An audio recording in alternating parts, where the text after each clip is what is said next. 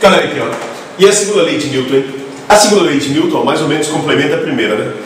A primeira fala que sempre que a resultante é zero, a velocidade permanece constante.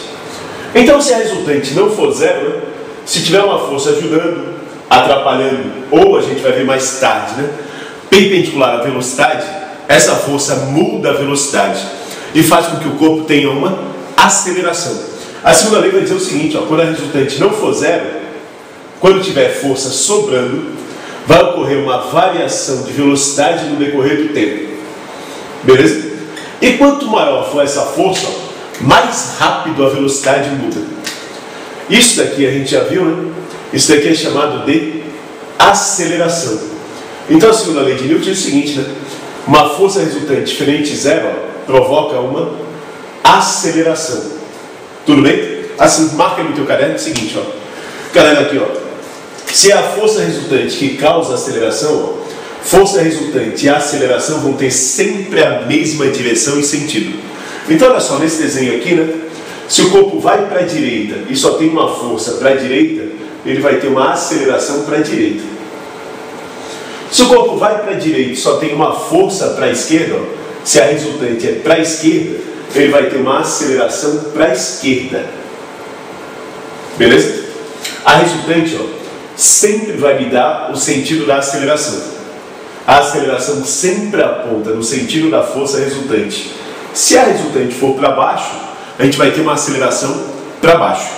Como é a força resultante que causa a aceleração, ó, os dois sempre vão ter a mesma direção e sentido. Então, cuidado, né? A primeira lei de Newton diz o seguinte, ó, não precisa de força para que um corpo tenha velocidade. A partir da hora que ele estiver andando, a tendência dele é continuar andando. Não precisa ninguém continuar empurrando ele. Mas a segunda lei diz que precisa de força para mudar a velocidade, para que o corpo tenha aceleração. E detalhe, né? Qual vai ser a unidade dessa aceleração? Ó, se força resultante é massa vezes aceleração, unidade de massa é quilograma, unidade de aceleração é metro por segundo ao quadrado. Isso aqui vai ganhar um nome especial, né? Vai ser chamado de Newton. Ok? Beleza? Ó, o cara tem que estar ligado nisso, né? O cara tem que saber, ó, o que significa Newton. Newton é, ó, quilograma vezes metro por segundo ao quadrado. Sempre que eu quiser calcular a força em Newton, a massa tem que estar em quilograma e a aceleração tem que estar em metro por segundo ao quadrado. Ok? E o que é massa segundo Newton, hein? Olha só, né? Segundo Newton, né, a massa, ó, é a resistência que o corpo oferece à variação de velocidade. Segundo Newton, pela equação aqui, ó, quanto maior for a massa do corpo, mais difícil é de acelerar o corpo, mais difícil é de mudar a velocidade dele. A massa vai ser, ó, a medida de inércia do corpo. Zeca, o que é inércia mesmo? Inércia é a tendência do corpo em manter a velocidade, né? Então, segundo Newton, quanto maior for a massa, maior vai ser a tendência do corpo manter a velocidade. Por exemplo, ó, imagina que vem uma bola de futebol a 80 km por hora. Zeca pega e dá um bico na bola de futebol. Muda a velocidade da bola? Muda pra caramba, né? A bola que estava vindo, para e volta. Agora vem um trem, 100 mil toneladas, 80 km por hora. Zeca pega, bico no trem. Muda a velocidade do trem? Zeca muda. Na real muda, né?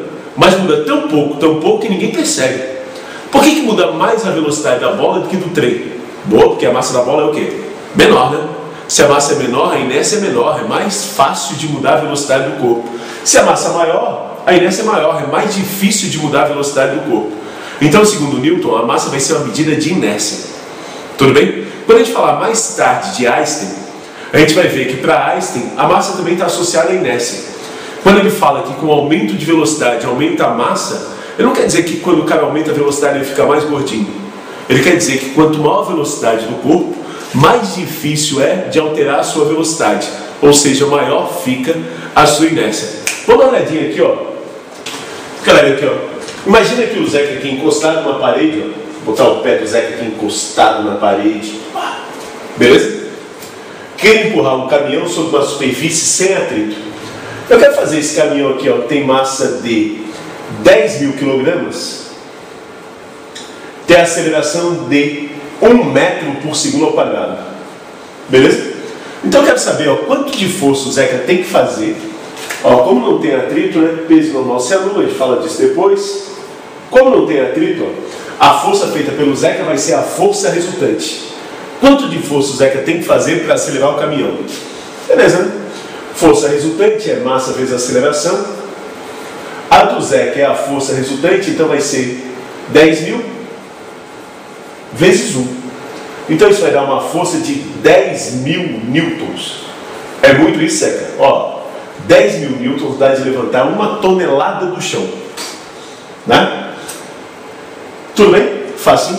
Eu queria saber o seguinte, ó. Se o Zeca tentasse empurrar esse caminhão na lua. Beleza? Nessa situação, ó, o Zeca encostado numa parede, chão sem atrito, e o caminhão está lá na lua e o Zeca quer empurrar. O Zeca quer causar no caminhão a mesma aceleração.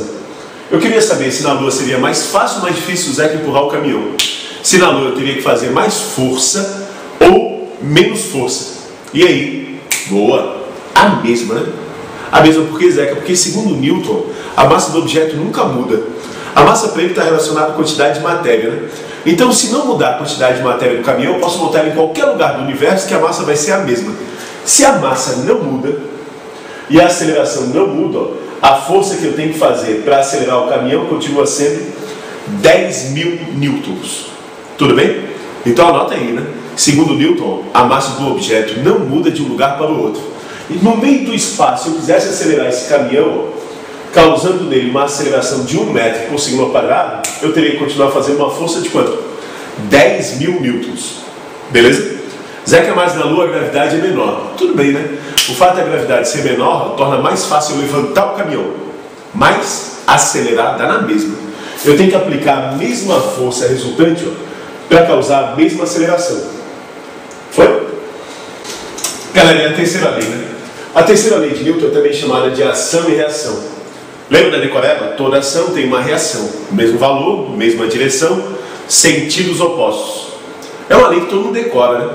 Mas tem uma galera que erra na hora de ter uma questãozinha teórica no vestibular.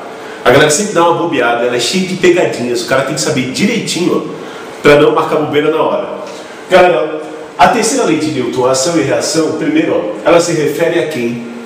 Duas velocidades, duas forças, duas acelerações? Isso. Se refere a duas forças. Ação e reação constituem um par de forças. O enunciado bonitinho seria assim, né? Sempre que um corpo A aplica uma força no corpo B, B reage com uma força de mesmo valor, mesma direção e sentido contrário. Beleza? Então, sempre que A faz uma força sobre B, B também faz uma força sobre A. Zeca, de onde é que vem isso, hein? Ó, imagina aqui o seguinte, ó. Tem aqui um cara encostado numa parede, beleza? E ele está sobre o skate. Daí, para ele andar, ele faz o seguinte, ó. Ele empurra a parede para a esquerda. Beleza? Para ele andar, ele empurra a parede para a esquerda. Galera, se ele empurra a parede para a esquerda, ele começa a se movimentar para onde? Boa! Ele começa a se movimentar para a direita. Ó, se ele se movimenta para a direita, é porque a parede empurrou ele para onde? Isso, né? Empurrou ele para a direita. Beleza? Zeca, mas foi a parede que empurrou ele? Segundo Newton, sim. Para explicar esse movimento desse cara, ó, Newton falou o seguinte: na hora que o cara empurra a parede para a esquerda, aparece uma reação em que a parede empurra ele para a direita. Certo? E se ele empurrar com uma força maior, ele vai mais rápido ou mais devagar para trás? Mais rápido, né? Então, segundo Newton, se aumenta a ação, se o cara empurra com uma força maior, aumenta também a reação. Beleza? Ação e reação, segundo Newton, são forças de valores iguais. Será que eu não entendo isso, né? Como é que a parede empurra o cara? Na real, lembra aquele papo de eletrostática? Né? Na verdade, o cara nem chega a tocar na parede. É mesmo, Zeca? Uhum. Quando a gente caminha, ó, a gente nem chega a tocar no chão. Tudo que a gente sente, ou a interação que a gente tem com os corpos ao nosso redor, são tudo interações elétricas. Zeca, não entendi não. Olha aqui, ó, quer ver? Ó? Imagina que eu desenhasse a mão daquele cara, ó. Pá, pá, pá. Que desenho é esse? São os átomos. Na última superfície da mão do cara, eu vou ter aqui os átomos. Beleza? No qual giram ao redor os elétrons. E aqui também tem um elétron, e aqui também tem um elétron, e aqui também tem um elétron, e aí vai. E lá eu tenho os átomos que compõem a parede. Elétron, elétron, elétron. E quando a mão se aproxima da parede, olha só, né? Quais são os primeiros elementos que se aproximam? Os elétrons. E elétron com elétron se atrai e se repele. Já viram que se repele, né? Elétron com elétron são cargas de sinais iguais. E cargas de sinais iguais se repelem. E à medida que diminui a distância entre os dois elétrons, essa força de repulsão vai aumentando. Tem uma hora que a força fica tão grande, que não tem mais como o elétron se aproximar do outro. Então, na verdade, né, a mão do cara não chega nem a tocar na parede, né? Os elétrons da superfície da mão dele é que repelem os elétrons da superfície da mão da parede. E é uma repulsão, né? Um empurrado para a direita e o outro empurrado para a esquerda. Da onde aparecem essas duas forças aqui, que a gente chama de ação e reação. Zé quer dizer que eu não toco na parede? Não toca. Se está andando, toca no chão? Nada, flutua, né? O cara vai namorar com a menina, toca na menina? Não toca. Tudo que ele sente é repulsão elétrica. Não que repulsão elétrica não seja legal, né? Mas na real, não toca. Beleza? Não existe de verdade contato entre matéria. Até tem, né? Quando a gente pensa em aceleradores de partículas que batem um núcleo no outro, tal, mesmo assim, a gente não consegue falar de matéria se tocando, tá? É uma coisa lá meio nebulosa que acontece ainda. Então aparece ali uma repulsão que explicaria essa ação e reação. E quanto maior a ação, maior a reação. Se o cara bate no quadro, pode quebrar o quadro? Pode, né? Dói os dedos? Dói. Então é porque tem força onde? Nos dois. No quadro e nos dedos. O que a gente chama de paração e reação. Se o cara bater mais forte, a chance de quebrar o quadro aumenta? E a dor nos dedos? Também, né? Então se aumenta a ação, aumenta junto quem? A reação. Então ação e reação são forças, com valores iguais. Valores iguais. Valores a gente também pode chamar de módulos, né? Certo? Direções iguais. E sentidos opostos. Sentidos diferentes. Beleza? E olha só, né? Uma força é na parede, outra força é no skatista ali, né? Então ação e reação, anota isso e sublinha no teu caderno, vai? Sempre atuam em corpos diferentes. Como elas atuam em corpos diferentes, anota lá, elas nunca se anulam. Ação e reação nunca se anulam. Beleza? Sempre que tiver duas forças anulando um único corpo, é porque não é um para ação e reação. Ação e reação tem que ser em corpos diferentes. Então não vai ter nenhuma situação em que elas se anulem. Quais são as pegadinhas que rolam sobre ação e reação? Uma pegadinha que rola bastante é com relação ao valor, o módulo. Tudo bem? Beleza? Como assim, Zeca? Tem questõezinha que fala o seguinte, vem um caminhão, 200 km por hora, e aqui uma bis, 20 km por hora. Daí o caminhão bate em cheio na bis. Daí a questãozinha fala assim, a força que o caminhão faz na bis é maior do que a força que a bis faz sobre o caminhão. Errado. A força que o caminhão faz na bis e que a bis faz sobre o caminhão é um par ação e reação. E os pares ação e reação sempre vão ter valores iguais. Beleza? Zeca, mas é a bis que amassa mais. Não interessa. Zeca, mas é a bis que é lançada para trás. Não interessa. As forças podem causar coisas diferentes, mas elas vão ter valores iguais no par ação e reação. Como assim, Zeca? Por exemplo, se pousar um mosquitinho aqui na mão do Zeca, né? Beleza? Se pousar um mosquitinho aqui na mão do Zeca, o Zeca bater com a caneta e acertar o mosquitinho, mata o mosquito? Boa, né? Agora, se tu estiver aí sentado, o Zeca pegar e dar uma canetada na tua cabeça do mesmo jeito, tu morre também? Claro que não, né?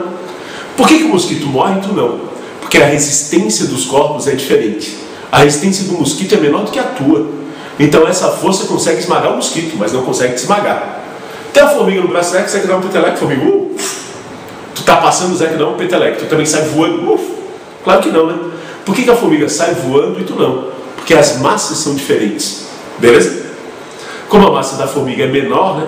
Uma força causa um estrago maior, uma aceleração maior, acaba gerando um movimento maior. Tudo bem?